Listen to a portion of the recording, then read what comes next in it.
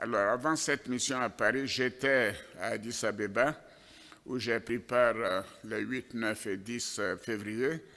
au 33e sommet de l'Union africaine. J'étais accompagné d'une forte délégation composée du ministre d'État, du ministre de la Défense, du ministre secrétaire général de la Présidence, du ministre de l'Intégration africaine et des Ivoiriens de l'extérieur,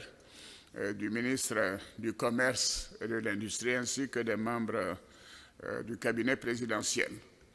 Le sommet a porté sur le thème « Faire taire les armes,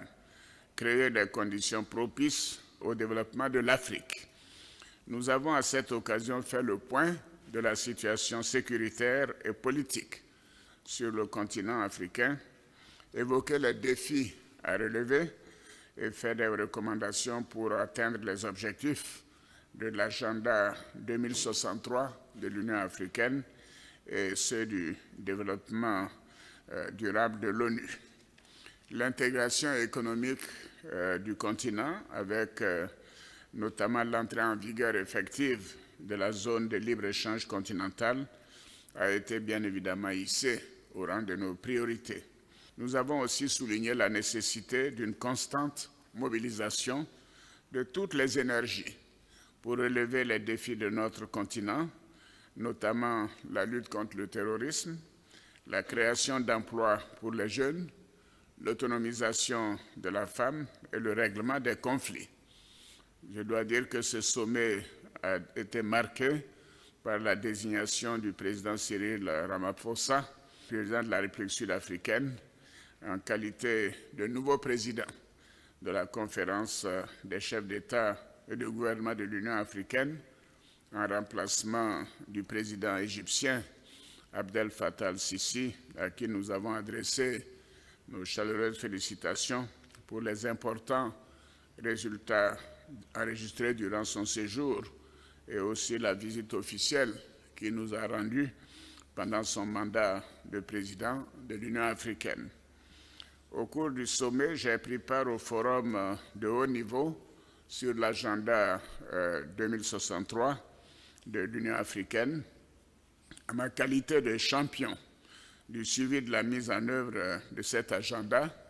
et de son premier plan décennal qui porte sur la période 2014-2023. J'ai présenté mon deuxième rapport qui a souligné les progrès et les résultats enregistrés, les défis à relever dans les domaines prioritaires. Nous avons fait des propositions, des recommandations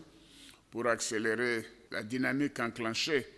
afin de parvenir à la réalisation des 7 grandes aspirations et des 20 objectifs stratégiques de l'Afrique. J'ai recommandé l'accélération de la transformation de nos économies sur la poursuite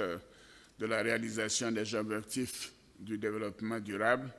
en vue de la réduction de la pauvreté et du chômage, notamment dans nos pays et sur le continent. Nous avons insisté sur la nécessité d'aller encore plus vite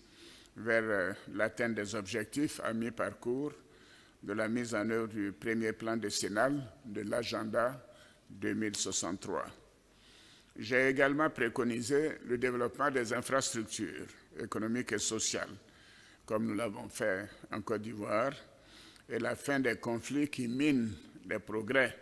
et l'intégration de notre continent.